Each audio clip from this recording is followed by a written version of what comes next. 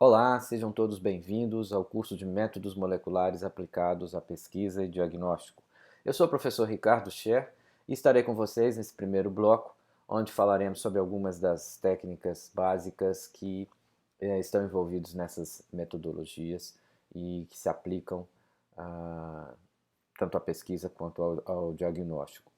Nossa primeira aula versará sobre as enzimas de restrição, que são uma ferramenta extremamente importante, utilizadas em muitas dessas metodologias e que serviu também como, não digo como base, mas como um instrumento bastante importante que possibilitou a evolução rápida e o desenvolvimento de diferentes técnicas. Nessa aula nós vamos falar do papel das enzimas de restrição no processo de clonagem, né, na clonagem gênica, que é o passo inicial para muitas técnicas moleculares, e também o papel das enzimas de restrição no estudo de polimorfismos genéticos, aplicados principalmente à genética forense, né, elucidação de casos criminais, a teste de paternidade, mas também o diagnóstico de doenças genéticas. Todas essas metodologias que a gente vai falar hoje, elas englobam de alguma forma um pacote né, de métodos que compõem o que a gente chama de tecnologia do DNA recombinante, né, que nada mais é do que um conjunto de processos nos quais eles estão voltados, eles estão relacionados principalmente com a manipulação do DNA, algumas vezes do RNA, de forma que a gente possa conhecer a sequência desse DNA, a gente possa transferir esse DNA de um organismo para outro, a gente possa avaliar como que esse DNA está sendo expresso, né? Então, todas essas respostas a gente vai ter, começando pela extração do DNA e manipulação desse DNA. Como eu chamo de manipulação, né, a primeira modificação que a gente pensa é na fragmentação, porque o DNA é uma molécula extremamente longa, né, apesar de monótona, ou seja, composta por apenas 4 diferentes elementos, que são os nucleotídeos, que são estruturas, né, moléculas extremamente simples, que diferem uns dos outros pela base que está ligada a ele, né, adenina, timina, citosina, guanina, como vocês devem ter recordado no material que a gente passou anteriormente para vocês. Uh, Só que todo esse contexto é difícil de se estudar ao mesmo tempo. Então, se eu quero sequenciar o DNA, eu não consigo. Hoje até a gente consegue, mas né, as técnicas mais utilizadas de sequenciamento conseguem sequenciar apenas pequenos fragmentos do DNA. Então, antes de sequenciar o DNA, mesmo que seja do genoma inteiro, a gente precisa fragmentar esse DNA, quebrar, né, cortar. Se eu quero, por exemplo, expressar um gene, transferir um gene de um organismo para o outro, de uma bactéria para uma planta, de uma planta para uma bactéria, do ser humano para uma bactéria, esse gene ele está dentro do DNA, mas ele está num ambiente, num contexto. Ele corresponde a apenas uma fração, né, desse DNA. Então eu preciso tirar ele desse contexto, isolar esse fragmento de DNA contendo o meu gene de interesse, para então poder transferi-lo, né, usando uma dessas tecnologias. Bom, enfim, qualquer um que seja o nosso objetivo, né, com a manipulação do DNA, a gente precisa fragmentar. Né? Então existem formas químicas, formas físicas e biológicas de fragmentar o DNA. Originalmente, antes das enzimas de restrição, a fragmentação do DNA era principalmente feita por eventos mecânicos. Então o DNA era de alguma forma chacoalhado e com isso eram gerados fragmentos aleatórios, né? Ele era todo picotado aleatoriamente. Dava para estudar? Dá, mas dependendo do objetivo, esse tipo de fragmentação não é viável. Imaginemos que eu tenho um gene que eu quero sequenciar, que eu quero clonar, que eu quero estudar, que esteja albergado nessa região do DNA.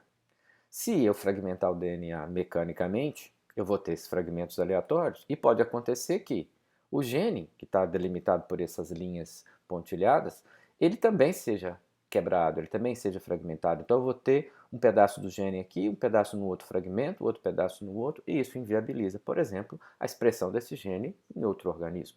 ele tem que estar inteiro no fragmento só. Né? Então esse problema foi superado, né, com a descoberta das endonucleases de restrição. Existem pelo menos 3 tipos de endonucleases de restrição, mas a gente vai se deter às enzimas do tipo 2. Qual a característica do sítio de restrição das enzimas do tipo 2? Ela é uma sequência curta, de mais ou menos 4 a 8 pares de base. O corte é feito dentro da sequência, na maioria das vezes. Algumas enzimas cortam próximas, mas a grande maioria, as mais utilizadas, cortam dentro da própria sequência. E a característica mais específica, né, desses sítios é a sua simetria. Eles são sítios com sequências palindrômicas, chamadas sequências palindrômicas. Para a gente entender isso na linguagem do DNA, vamos entender o que são palíndromos na nossa linguagem escrita. Né? Os palíndromos são palavras que a gente pode ler ou escrever tanto da direita para a esquerda, quanto da esquerda para a direita, e nós vamos ter o mesmo resultado. Né? Então, por exemplo, tem 4 exemplos aqui. A anilina ela pode ser lida da esquerda para a direita e da direita para a esquerda, e a palavra é a mesma, assim como arara, reviver, salas e muitas outras palavras, muitos outros palíndromos da língua portuguesa. Na linguagem do DNA, os sítios palindrômicos também têm essa natureza. Né? Vocês estão lembrados que o DNA é uma molécula dupla fita. Essas fitas elas são complementares e a direção dessas fitas é antiparalela. As fitas são antiparalelas entre si. Então, uma corre da direita para a esquerda e a complementar corre da esquerda para a direita. É o que a gente chama de 5 linhas, 3 linhas, 3 linhas, 5 linhas. Então, aqui está representado o sítio de 3 enzimas, seriam enzimas muito comuns, que é a EcoR1, a BAN-H1 e a RIND3, onde a gente tem a sequência da direção 5 linha para 3 linha da fita vermelha, ou seja, lendo ela da esquerda para a direita, nós vamos ter GA, AT, TC. Se a gente ler a fita complementar na mesma direção, ou seja, do 5 linha para 3 linha, dessa forma, como elas são antiparalelas, agora da direita para a esquerda, nós vamos ler da mesma forma, GA, AT, TC. É a mesma coisa com esse sítio, da BAN, GG-AT-CC, GG-AT-CC. E da RIND3, AAGCTT, AAGCTT. Isso que caracteriza, então, o sítio de restrição das enzimas do tipo 2, das endonucleases de restrição do tipo 2. E como esses cortes são feitos no DNA pelas enzimas. Então, usando os exemplos aqui anteriormente, né, da EcoR1, BAN-H1 e RIND3, como eu disse, elas cortam o DNA no próprio sítio, e aqui eu tenho uma seta indicando o ponto onde a enzima vai cortar na fita vermelha e o ponto que ela vai cortar na sua fita complementar. Então, no caso da EcoR1, é sempre entre o G e o A, próximo ao 5' do sítio, e nas duas fitas, enquanto a BAN-H1 é no GG das duas fitas, e a RIND3 entre os dois As que estão, nas duas adeninas, na verdade, que estão voltadas aqui próximo na extremidade 5' do corte. Ok? E no caso desse lado, nós temos outras enzimas, EcoR5, a RAI3 e a SMA1, que também cortam, só que elas cortam bem aqui no meio do sítio. Né? Enquanto essas cortam nas extremidades, essas cortam bem no centro do sítio. E o resultado desse corte é bastante diferente, em termos das extremidades que vão ser formadas, né, nos fragmentos gerados. No caso dessas enzimas aqui, que cortam em pontos, vamos dizer assim, adjacentes nas duas fitas, vai gerar extremidades que a gente chama de coesivas ou extremidades stick. Então eu vou ter um dente, alguns nucleotídeos despareados em cada um dos fragmentos gerados, porque ela vai cortar aqui e vai se separar. Eu vou ter a ATC dispareado numa extremidade, a ATC dispareados na outra extremidade. Na verdade, TTAA na outra extremidade, a gente vai ver um pouquinho melhor na próxima figura. No caso dessas enzimas aqui da coluna da direita, a EcoR5, RAI3 e SMA1, que cortam, né, nas duas fitas no mesmo ponto, ela gera extremidades que a gente chama de extremidades cegas ou blunt. Então elas terminam em nucleotídeos pareados.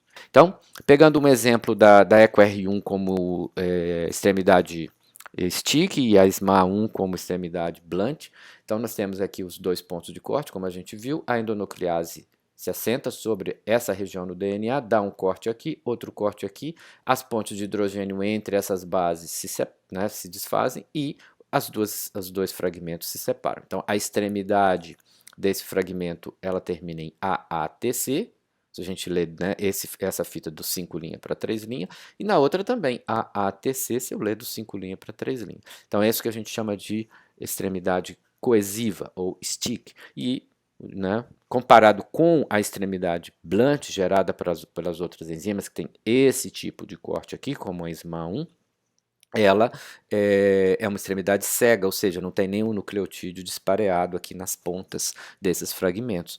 Então fica bem claro aqui que a clonagem, como a gente vai ver já já, nesse tipo de fragmento é bem mais fácil do que nesse aqui. Então, quais seriam as aplicações para o uso das enzimas de restrição? São muitas, como eu já falei, né? Então, uma vez obtido o DNA, a gente expondo esse DNA à ação das enzimas, a gente vai obter o fragmento, que nesse caso aqui, como a gente viu, é um fragmento blunt, desculpe, é stick. Então a gente tem esses nucleotídeos aqui dispareados. E agora o que a gente pode fazer com isso? Várias coisas, né? Então com esse fragmento isolado, purificado, né, lá dentro e talvez até caracterizado, a gente pode executar uma série de metodologias aí envolvendo a biologia molecular, né? Então a gente pode usar, já vou falar, esse DNA é muito usado como sonda, né? O que é isso?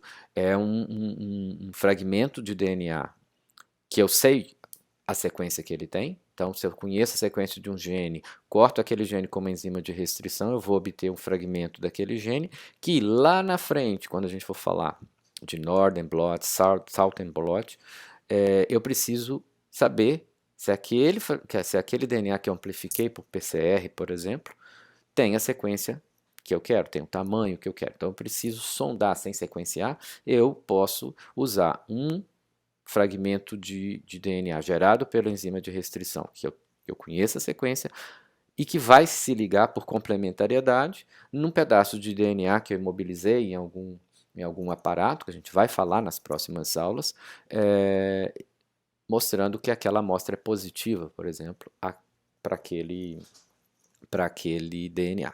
Tá? Então, ó, já falei de Northern blot, Southern blot, PCR, isso tudo a gente vai falar em aulas seguintes, e aí quando eu falar de sonda de hibridação, vocês vão né, entender melhor.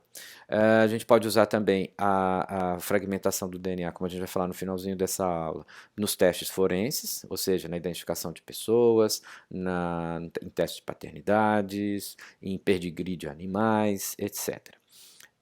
Essas aplicações estão relacionadas então com polimorfismos, né? Então são aplicadas em técnicas que vão estudar polimorfismo genético. Mas, por outro lado, eu posso também eu posso não conhecer a sequência do gene e querer conhecer essa sequência. Então, para isso eu vou sequenciar esse fragmento né, para ter essa resposta. Eu posso, por outro lado, já conhecendo essa resposta, essa sequência, querer saber qual a proteína, como é a proteína que esse gene ou que essa sequência de DNA codifica. Né? Então eu posso expressar a proteína codificada por esse gene, que foi digerido do DNA, por exemplo, de uma planta, numa bactéria, para ver qual é né, a estrutura dessa proteína ou a função dessa proteína.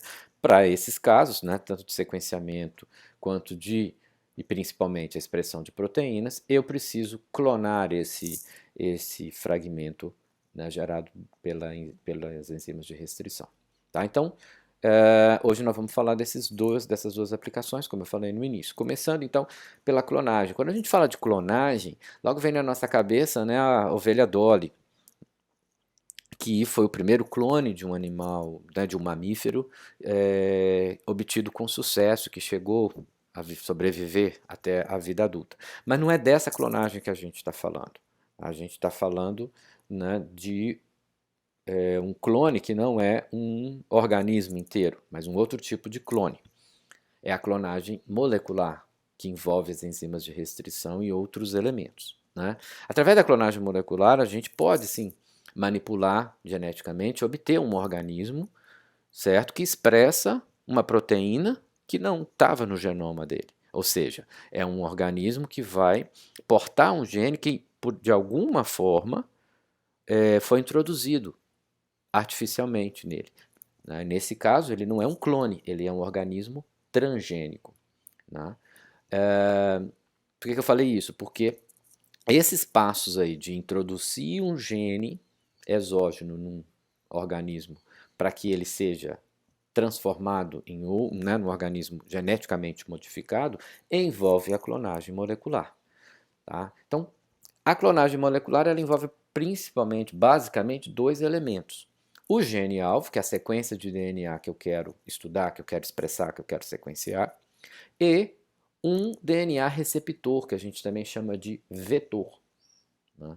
Por quê? Quando eu digiro o DNA com a enzima de restrição, esse DNA ele tem um tamanho relativamente pequeno e ele tem as suas extremidades nuas, né? Vamos dizer assim, sem proteção nenhuma, e ele pode ser facilmente degradado dentro de uma célula, dentro do próprio tampão. Né? Então, o ideal é que depois que a gente obtenha esse fragmento de restrição, assim como o fragmento de PCR, que a gente vai falar nas próximas aulas, que a gente transfira esse fragmento ou ligue esse fragmento num suporte, num vetor, num DNA receptor, que, sendo ele circular, ele vai proteger esse DNA, né? As suas extremidades então vão estar protegidas e eu posso também estocar ele com mais segurança. Eu posso inclusive amplificar, multiplicar, e é exatamente isso que a gente faz, né? A gente liga esse DNA, esse fragmento que eu obtive, seja por PCR, seja por corte de restrição, que é o que a gente está falando hoje, a gente insere nesse plasmídio, ou nesse vetor, e a gente tem então o chamado DNA recombinante. Tá?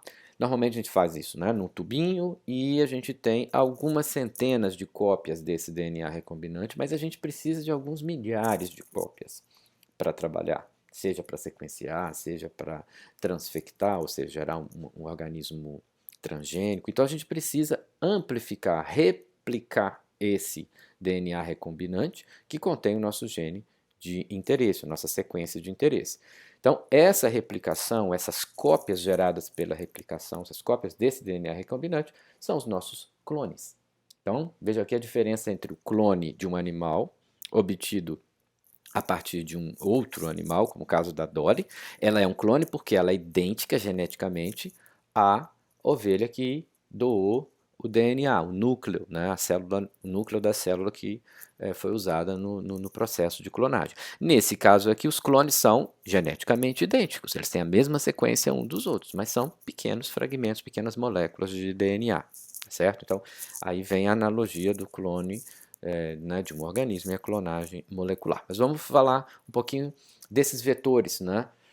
Já que a gente já viu como é que a gente obtém o fragmento, no caso por cortes, né, das enzimas de restrição, esses fragmentos, então, eles vão ser albergados, eles vão ser carregados, vão ser ligados em vetores. Os mais comuns, os vetores mais comuns são os plasmídios, certo? Esses plasmídios, eles são fáceis de manipular, fáceis de obter, são obtidos de bactérias, de plasmídios, né, que as próprias bactérias albergam, né, e com algumas modificações para que ele atenda às necessidades do pesquisador. Então aqui a gente tem um exemplo de um plasmídio muito utilizado, o PUC18, PUC19, a gente já vai falar de algumas características que um vetor plasmidial deve ter. Ele tem várias vantagens, mas ele tem a principal restrição que ele só consegue carregar, a gente só consegue transferir para ele fragmentos pequenos de DNA, de até mais ou menos 10 mil pares de base. Tá? E para fragmentos maiores, a gente tem que lançar mão de outros vetores. Então, a gente tem outros vetores aqui, como os bacteriófagos, que são vírus, né, que têm um DNA e que inserem esse DNA dentro de uma bactéria. Facilita muito a nossa vida. Né? E, além disso, esse DNA aqui do vírus, ele consegue carregar fragmentos de até 20 kilobases. Então, ou seja, o dobro de tamanho que um plasmídio consegue. Só que tem uma série de problemas operacionais, enfim. Mas ele é uma boa ferramenta para a clonagem de fragmentos maiores que 10 kilobases. Tá? Mas se eu precisar clonar algo maior do que um fragmento maior do que 20, eu tenho que lançar mão de outros elementos que são os chamados cosmídeos. O cosmídeo é mais ou menos um híbrido entre um bacteriófago e um plasmídio, porque ele tem as mesmas sequências, as mesmas características de um plasmídio e essa região que a gente chama COS. Essa região COS, ela é uma região que foi proveniente do bacteriófago Lambda, do DNA do bacteriófago Lambda. Então, isso fez com que fosse desenvolvido um vetor que tem as características de um plasmídio, certo? Se comporta como um plasmídio, mas que consegue albergar fragmentos maiores de DNA. E essa característica, né, vem dessa sequência COS aqui, que veio do bacteriófago. Tá? Mas eu posso precisar clonar fragmentos maiores ainda. Aí eu vou usar outros elementos que são os BAC, que são os cromossomos artificiais de bactéria, que albergam até 300 kilobases de DNA, como clone, como fragmento como inserto, que a gente chama. E se a gente quiser trabalhar todos esses vetores aqui, eles são vetores característicos adequados para a introdução deles em bactérias. Como a gente vai ver daqui a pouco, a gente precisa de uma bactéria para replicar, para duplicar, para amplificar, para fazer as cópias, né, os clones desse vetor com o seu inserto. Se eu quiser fazer isso em uma levedura, por exemplo, ou num eucarionte, que tem uma estrutura do genoma diferente, na forma de cromossomos, eu utilizo então o IAC, que são cromossomos artificiais de levedura, que conseguem carregar até 1 megabase, ou seja, 1 milhão de pares de bases, e tem uma estrutura originalmente circular, como os plasmídios e cosmídeos, porém, na hora que a gente introduz na célula-alvo, uma levedura, por exemplo, a gente digere aqui nessa região e ele se torna linear com as regiões teloméricas nas extremidades. Mas o que nos interessa hoje, na nossa explanação, são os plasmídios. Vamos falar um pouquinho desses plasmídios. A estrutura básica de um vetor plasmidial está representada aqui. Como eu falei com vocês, ele é um plasmídio originado de um plasmídio natural de bactéria, certo? Só que com algumas modificações, e uma das modificações é a introdução de uma sequência que a gente chama de sítio múltiplo de clonagem ou polylinker. Por que sítio múltiplo de clonagem? Se vocês observarem aqui, eu tenho o nome de várias enzimas de restrição. Então, nessa região aqui do plasmídio, foi introduzida uma sequência de DNA, criada artificialmente, onde existem vários sítios de restrição de várias enzimas, uma atrás da outra, alguns até repetidos. Tá? Para quê? Para que a gente possa, então, usar essa região específica para inserir o nosso inserto. Só que depois que a gente faz isso, como a gente vai ver, a gente precisa que uma bactéria faça cópias desse plasmídio para a gente. Então, a gente tem que introduzir esse plasmídio na bactéria e ela precisa replicar esse DNA. Então, para a bactéria replicar esse plasmídio, tem que ter uma sequência que ela reconheça como origem de replicação. Normalmente, essa origem de replicação veio do plasmídio original extraído da bactéria, que foi usado para ser modificado. Além disso, como a gente vai ver nos próximos slides, eu preciso depois reconhecer a bactéria que recebeu o plasmídio.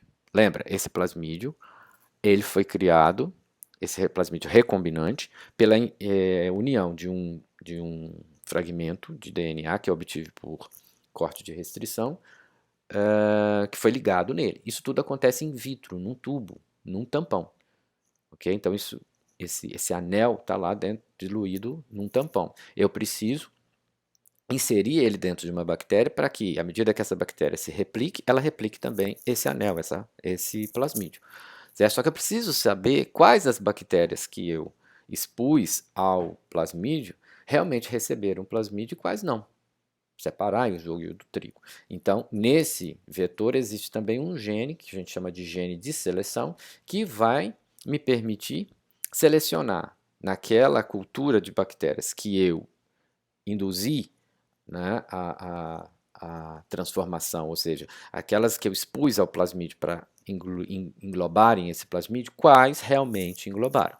E esse gene normalmente se refere a um gene que confere, na verdade, à bactéria que recebeu o plasmídio resistência a algum antibiótico. Então, nesse caso aqui, a bactéria que receber esse plasmídio, ela vai se tornar resistente ao antibiótico ampicilina. Então, se eu crescer essa bactéria que recebeu o plasmídio no meio contendo a ampicilina, ela vai crescer normalmente, replicar, né, o meu plasmídio e, consequentemente, o fragmento que eu incluí nessa região aqui. Então, o processo é basicamente resumido aqui, processo de clonagem molecular. O DNA de interesse ele é cortado pelas enzimas de restrição ou amplificado por PCR, tá? Então, as enzimas de restrição não são as únicas ferramentas para isso, mas são as mais, como é que eu vou dizer, flexíveis, né? Mais fáceis de se utilizar. O plasmídio, que é o vetor, também deve ser cortado com uma enzima compatível com a que foi usada não necessariamente a mesma, mas normalmente a gente corta com a mesma enzima, tanto o plasmídio quanto o DNA de origem. E depois a gente transfere, a gente coloca esse DNA, esse fragmento de DNA mais o plasmídio cortado ou linearizado em contato num tubo e a DNA ligase, que é a mesma enzima que liga os fragmentos de Okazaki lá na replicação do DNA, ela, no tubo de ensaio, ela vai ligar os fragmentos. Por quê? Porque há uma complementariedade entre o sítio, né, as extremidades, na verdade, geradas pelo corte da enzima de restrição no DNA e as extremidades geradas no plasmídio. Se for um corte stick, uma enzima que corte, que gere, né, fragmentos com extremidades coesivas. Bom, depois disso, a gente tem lá no tubo esses DNAs circulares e eu preciso então amplificar, criar aquelas cópias, né, para eu poder depois estocar ou trabalhar com esse DNA recombinante. E aí, como eu faço isso? Introduzo esse plasmídio agora contendo o meu inserto, né, a sequência de DNA de interesse, introduzo esse vetor numa bactéria e induzo a sua multiplicação. Consequentemente, ela vai multiplicar os plasmídios dentro dela e no final eu extraio esses plasmídios das bactérias e tenho então uma quantidade bem maior do que eu tinha na hora da ligação. Ok? Bom, então como é que esse processo ocorre? Só para vocês terem uma visão mais detalhada, mais ilustrada disso. Então nós temos aqui o gene alvo lá no meu DNA, né? E tem um sítio de restrição em cada lado desse gene alvo, dessa sequência, né? No caso o sítio de EcoR1, e eu tenho aquele meu plasmídio que lá no polylink, dentre os vários sítios de restrição que existem nesse polylink, tem o sítio também da EcoR1. Então eu vou digerir num tubo esse DNA e em outro tubo esse DNA com a EcoR1. E eu vou obter, nesse caso, as extremidades coesivas complementares no meu inserto e no plasmídio. Eles, por enquanto, estão em tubos separados. Agora eu vou juntar esses dois fragmentos, né? Eu vou purificar esse fragmento aqui. Vou purificar o plasmídio aberto, tá? Por metodologias que a gente vai ver nas próximas aulas. E vou colocar os dois juntos, mais a DNA ligase. Então, como a gente viu aqui, ó, esse fragmento ele termina TTAA numa extremidade, TTAA na outra, certo? O vetor ele termina em AATT, AATT. Então são complementares. O que vai acontecer? Esse fragmento, então, em contato com o vetor aberto, vai ser então ligado, né, nessas regiões pela ação da DNA ligado. E eu tenho então o plasmídio recombinante com o fragmento ali. Feito isso, como eu já disse, a gente vai introduzir esse DNA agora recombinante numa cultura de bactérias e fazer com que essa bactéria incorpore a esse plasmídio, certo? Então existem várias formas de fazer isso, uma delas é através de um choque elétrico, um choque térmico ou um choque elétrico, que se estabelece nessa cultura de bactérias, e com isso abre-se poros na membrana dessas bactérias, e o plasmídio que está ali no meio, diluído no meio onde elas estão crescendo, entra nesses poros, ok? E as bactérias então são colocadas, né, para crescer, elas vão se multiplicando e, consequentemente, o plasmídio que está aqui dentro, como a gente viu, vai se multiplicar também. Aí entra a questão da seleção, né? Dentro desse tubo, mesmo eu dando esse choque térmico ou choque elétrico, algumas bactérias vão receber o plasmídio e outras não, né? Então, como é que eu vou separar as que receberam das que não receberam? Eu vou plaquear essas colônias, essas bactérias numa placa, né, de agar. E lembram-se que o plasmídio, onde eu clonei o meu inserto, ele tem um gene de resistência a um antibiótico.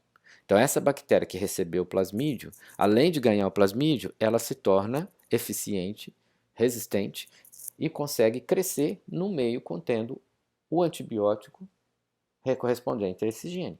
Então, nessa placa onde eu vou semear essa cultura de bactérias que eu dei o choque térmico para que elas recebessem o plasmídio, né, nessa placa eu vou adicionar o antibiótico correspondente ao gene e só vão crescer as bactérias que receberam o plasmídio. As que não receberam o plasmídio, não são resistentes, vão morrer. E aí eu seleciono essas colônias, cresço em volumes maiores e aí sim eu vou romper essas bactérias, essas células e purificar o plasmídio que eu né, introduzi e ter então esse estoque de plasmídios. A metodologia de transformação de bactéria é bastante interessante, mas eu separei aqui dois vídeos que mostram detalhadamente no ambiente de laboratório mesmo, na vida real, como obter as bactérias que a gente chama de bactérias competentes. Então, nem todas as bactérias, ou né, existem bactérias específicas que conseguem sobreviver a esse choque, né? E para isso elas precisam ser preparadas para não morrer com esse choque térmico ou choque elétrico. Então elas são ditas bactérias competentes. Então nesse link aqui vocês vão encontrar passo a passo como se faz, né, como se obtém bactérias competentes em laboratório. Depois delas competentes, aí a gente vai dar o choque térmico e selecionar as bactérias que receberam plasmídio. E aí vocês têm a segunda parte do vídeo aqui. Bom, além de clonar esse fragmento de restrição para posterior sequenciamento ou expressão gênica, né, enfim, para posterior avaliação, a gente pode usar esses polimorfismos de fragmentos de restrição diretamente, né, ou seja, logo após a digestão, usar os fragmentos gerados para algum teste, por exemplo, avaliando diferentes resultados possíveis da ação de uma mesma enzima de restrição ou de um conjunto de enzimas de restrição sobre o DNA de diferentes origens. Por quê? Apesar do DNA ser de todos nós, de todos os organismos, ser escrito com os 4 nucleotídeos, a ordem que esses nucleotídeos assumem nas moléculas de DNA é diferente e é única em cada indivíduo. Tá? Então, de pequenas diferenças na posição desses nucleotídeos podem gerar sítios de restrição ou eliminar sítios de restrição ao longo da molécula de DNA. Então, na molécula de um organismo X, existem 50 sítios de restrição para uma dada enzima. No organismo Y, pode existir apenas 20 sítios de restrição para aquela mesma enzima. Então, se eu digerir esses 2 DNAs com esta enzima, o número de fragmentos que vão ser gerados vai ser diferente. E se eu conseguir olhar para esses fragmentos, contar esses fragmentos e comparar, eu posso dizer que aqueles dois organismos são diferentes. Então, se eu tenho uma amostra de material biológico num determinado local, na cena de um crime, por exemplo, e tenho 2, 3 indivíduos que são suspeitos de terem cometido aquele crime, se eu digerir o DNA dessas quatro origens com a mesma enzima, com certeza eu vou ter diferentes padrões. E com isso dá para eu saber se aquele material que foi encontrado lá na cena do crime foi originado de um dos 3 suspeitos, certo? Então, é como se fosse uma impressão digital do DNA, a sequência dos nucleotídeos no DNA, ao longo das moléculas de DNA de cada indivíduo, funciona como uma impressão digital e pode ser usado para uma série de aplicações, por exemplo, essa que eu acabei de dizer, como teste de paternidade, como detecção de polimorfismos relacionados a doenças genéticas e assim por diante. Então vamos dar alguns exemplos rápidos aqui. A gente já está chegando ao final da nossa primeira aula. Por exemplo, uma doença bastante estudada nesse sentido é a anemia falciforme, que por sorte, né, no caso, para o diagnóstico, no gene da globina B existe um sítio de restrição para uma dada enzima que, quando mutado, gera o genótipo, né, o fenótipo falciforme. Então, a mutação que gera a anemia falciforme, ela ocorreu exatamente no sítio de restrição dessa enzima MST1. E com isso facilita bastante, uma metodologia bastante simples, né, identificar ou diagnosticar, até antes do nascimento, se aquele indivíduo é portador, se ele é homozigoto, se ele é heterozigoto, para aquela mutação, se ele pode vir a desenvolver, ou se ele, né, os sintomas que ele está apresentando são devidos à anemia falciforme. Então aqui está mostrando o locus do gene da globina, né? Então nessa região aqui, no gene do indivíduo normal, existem 3 sítios de restrição da MST1, e esse sítio é CCT-GAGG, certo? No indivíduo falciforme, nessa região aqui, nesse sítio, o A foi substituído por T. Essa única substituição de base, ela elimina o sítio de restrição da enzima e ela né, que passa a não cortar mais o DNA nesse ponto. Okay?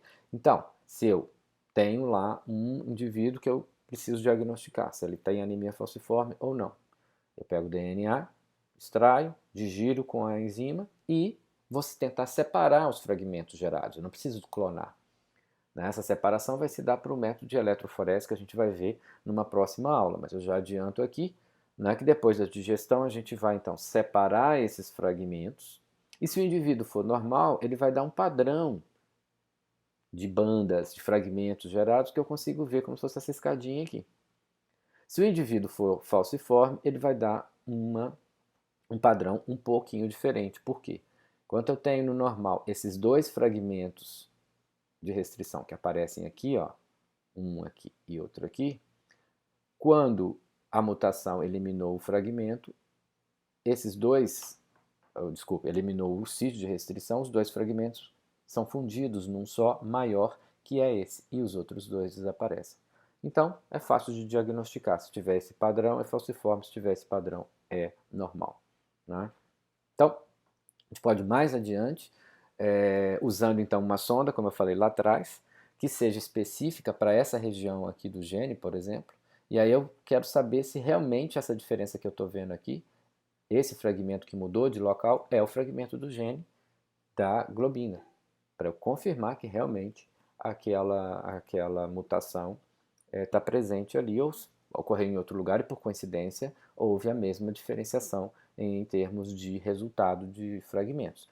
Então eu vou, numa etapa posterior, né, que a gente chama de Southern blot, expor esse DNA, que está fragmentado aqui, a uma sonda que é complementar a essa região. Então essa sonda aqui ela só vai se ligar onde tiver a sequência do gene da anemia da globina B.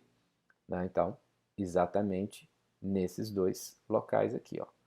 Usando o mesmo raciocínio, né, agora pensando no sítio de restrição dessa enzima em todo o genoma do indivíduo. Tá? Então dá também para a gente comparar dois indivíduos com base na diferença no número de sítios de restrição de uma dada enzima, como eu falei originalmente. Então eu tenho o indivíduo A e o indivíduo B, né, eles têm sequências diferentes e tem números diferentes de sítios dessa enzima ou de qualquer outra enzima.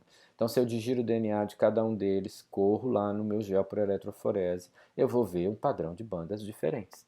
Então, se eu tenho uma amostra biológica que eu preciso comparar com esses dois indivíduos para ter uma resposta, por exemplo, se aquele corpo é de um desses indivíduos, vamos supor que seja uma identificação de uma ossada, se o sangue foi encontrado na cena do crime, pertence a um desses dois indivíduos, eu vou digerir essa amostra biológica com a mesma enzima e vou ter um resultado que vai corresponder a um dos dois, caso, né, essa amostra biológica seja realmente de um dos dois. Então, nesse caso, essa amostra aqui ela tem um padrão bem parecido com o do indivíduo B, né, onde esse fragmento que não está presente no A está presente no B e na amostra, e esses dois fragmentos que estão presentes, né, que estão ausentes, na verdade, no B também estão ausentes na amostra. Então, eu posso dizer que essa amostra foi, né, obtida de alguma forma do indivíduo B e não do A. Eu excluo o indivíduo A dessa cena,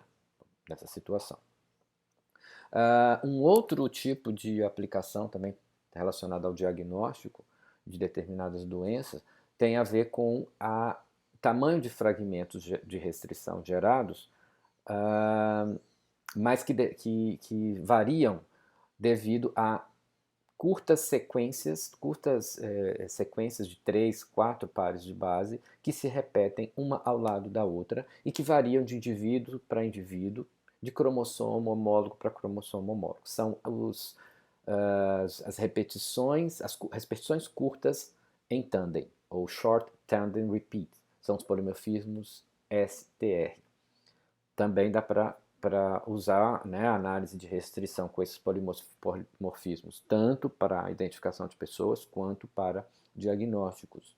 Tá? Então aqui a gente tem um exemplo de dois indivíduos, né, 3 cromossomos diferentes. Olha que interessante, a gente pode usar vários loci, né, que contém essas repetições. Se a gente tem um sítio de restrição flanqueando essa região repetida, né, e eu tenho aqui na amostra A 7 repetições, na amostra B 2, na verdade, 8 repetições dessa mesma sequência de GATA, GATA, GATA, e na terceira amostra eu tenho 9 repetições, mas eu tenho um sítio que está logo depois do final de cada repetição. Se eu cortar essas 3 amostras com essa enzima e correr no gel, eu vou ver 3 amostras de tamanho diferentes. Tá? Então aqui está uma situação mais... 3 amostras, não, desculpem, 3 bandas de tamanho diferentes.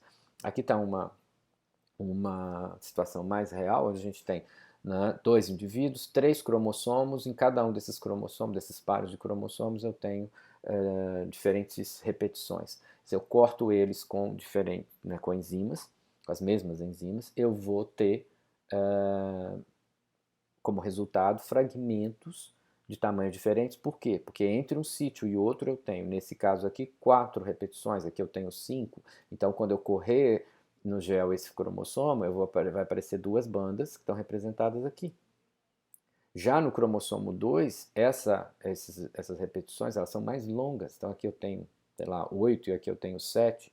E aí, como elas estão, né, no mesmo pool de DNA, são cromossomos do mesmo indivíduo, eu tenho aqui essas 2 bandas. Então está mostrando que para esses blocos, inclusive para esse azul, esse indivíduo ele é heterozigoto, porque num cromossomo que ele herdou do pai, ele herdou 1, 2, 3, 4, 5 repetições, né, desse tipo aqui, em tandem, e no cromossomo que ele herdou da mãe, nesse cromossomo, nesse locus, existiam aí 8 repetições, o dobro de repetições. Então, esse fragmento gerado pelo corte no cromossomo 16 é diferente do fragmento gerado no seu homólogo. E aí, quando a gente separa, a gente vê eles como, né, heterozigotos. E no indivíduo 2, o B, esses fragmentos são também de tamanhos completamente diferentes. E vai dar esse resultado completamente diferente. Então eu posso usar, né, se eu tenho uma amostra na cena de um crime, eu vou usar o mesmo padrão de digestão, né, com as enzimas que flanqueiam esses mesmos loci, vou correr no gel e vou comparar e vou dizer, olha, esse DNA aqui pertence ao indivíduo B e não ao indivíduo A. Tá? Tem algumas doenças que têm regiões repetidas em tandem relacionadas com o ambiente genômico em que os genes responsáveis por essa doença estão presentes. Então, a síndrome do X frágil, por exemplo, ela tem o gene que gera essa síndrome, ele próximo a ele tem uma sequência de CGG que se repete, né? Então, essas repetições, elas variam de tamanho, né? E se elas forem de 6 a 55 vezes, essa alteração não gera um fenótipo da doença. Então, o indivíduo é dito normal. Mas se essa repetição for maior que 200 vezes, o indivíduo é afetado. Então, para saber se aqueles sintomas que o indivíduo apresenta são da síndrome do X frágil, basta digerir o locus do gene com uma determinada enzima, correr o gel e verificar o tamanho desses fragmentos. Se for fragmentos, né, de 200, 400 pares de base, o diagnóstico é positivo para a síndrome do X frágil. Se for menor que 55, é negativo. A mesma coisa para a distrofia miotônica. Né? A sequência da distrofia do tipo 1 é CTG, a sequência que se repete várias vezes é CTG, e a do tipo 2 é CCTG. Mesma coisa, né, do que foi explicado para a síndrome do X frágil. Se a gente digerir a região do gene relacionado com a distrofia miotônica, correr no gel e verificar qual o tamanho de bandas geradas, né, a gente vai poder diagnosticar. Se o tamanho dessas bandas for superior a 50 vezes essa repetição, né, não 50 pares de base, mas seria 150 aqui nesse caso e 200 nesse caso aqui, que são 4 nucleotídeos que se repetem, o indivíduo é afetado. Mas se essa repetição estiver representada ali na banda pelo tamanho dela, né, se for relativa a 50 a 30 vezes, o indivíduo é dito, né, o diagnóstico é como normal, certo? Então, com isso a gente conclui a nossa primeira aula falando sobre as enzimas de restrição, né, essa ferramenta poderosíssima e com uma vasta gama de aplicações na biologia molecular e na tecnologia do DNA recombinante. Espero que vocês tenham gostado e eu vejo vocês na próxima aula. Até lá!